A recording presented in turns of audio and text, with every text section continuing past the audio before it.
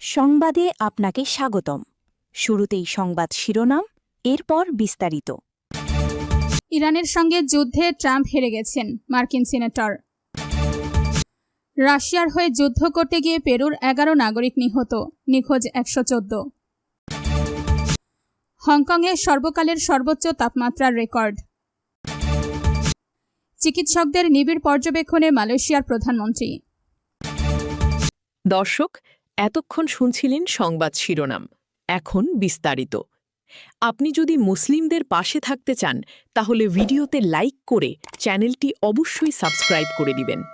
এখন বিস্তারিত।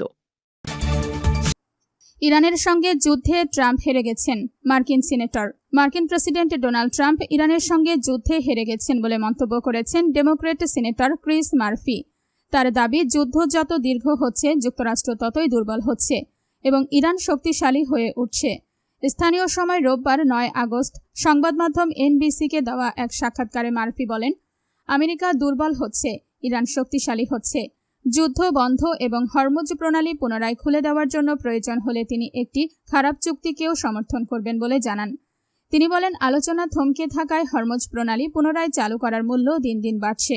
The Washington টাইমসের প্রতিবেদনে বলা হয়েছে, ইরান যুদ্ধের ক্ষতিপূরণ, যুক্তরাষ্ট্রের নিষেধাজ্ঞা প্রত্যাহার এবং মার্কিন সামরিক অভিযান বন্ধের দাবি জানিয়েছে।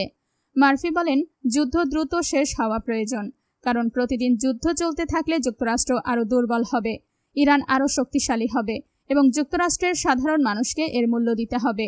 যুদ্ধের কারণে দেশটিতে বিভিন্ন পণ্যের দাম ক্রমে বাড়ছে বলেও মন্তব্য করেন তিনি।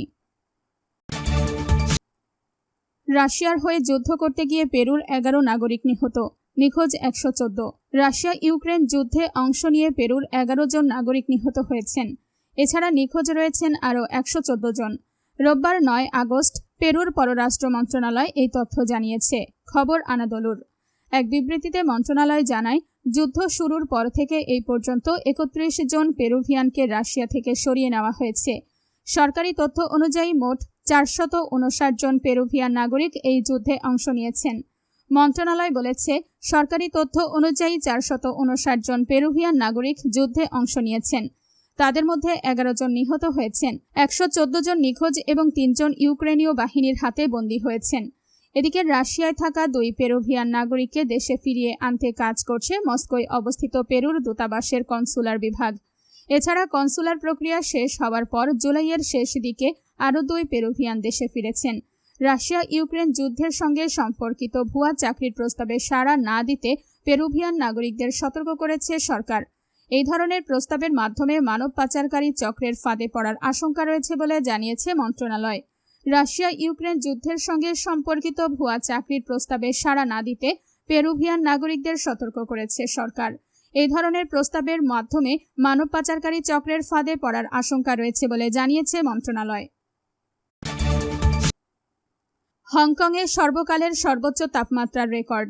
টাইফুন ডলফিনের প্রভাবে উষ্ণ বাতাস প্রবাহিত হওয়ায় হংকংয়ে তাপমাত্রার নতুন রেকর্ড হয়েছে। রোববার শহরটির তাপমাত্রা 36.9 ডিগ্রি সেলসিয়াসে পৌঁছায়, যা 1884 সাল থেকে দেশটিতে তাপমাত্রার রেকর্ড রাখা শুরুর পর থেকে সর্বোচ্চ। হংকং অবজারভেটরি জানিয়েছে, রোববার 9 আগস্ট বিকেলে তাদের প্রধান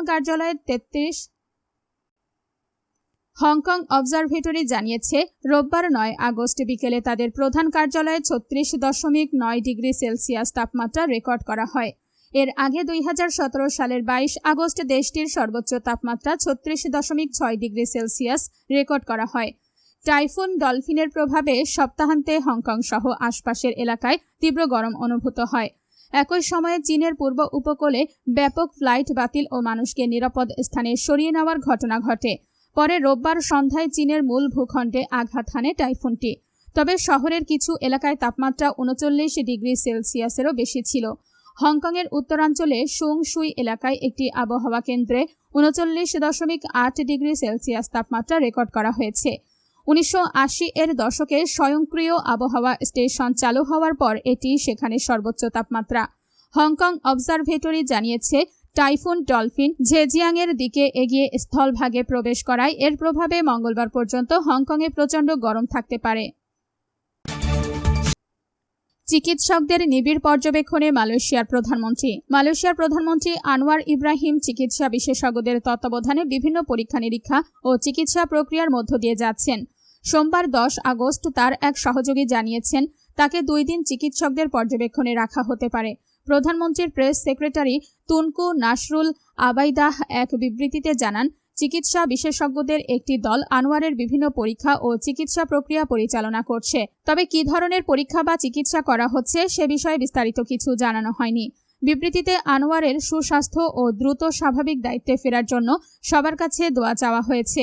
এদিকে পাকিস্তানের প্রধানমন্ত্রী শেহবাজ শরীফ আনোয়ার ইব্রাহিমের দ্রুত সুস্থতা কামনা করেছেন। সামাজিক যোগাযোগ মাধ্যম এক্সে দেওয়া এক পোস্টে তিনি বলেন, চিকিৎসা চলাকালে তার প্রিয় ভাই আনোয়ার ইব্রাহিমের দ্রুত ও নির্বিঘ্ন সুস্থতা কামনা করেছেন তিনি। আনোয়ার ইব্রাহিম সোমবার ৭৯ বছর বয়সে পা দিয়েছেন। 2022 সাল থেকে তিনি মালয়েশিয়ার প্রধানমন্ত্রীর দায়িত্ব পালন করছেন।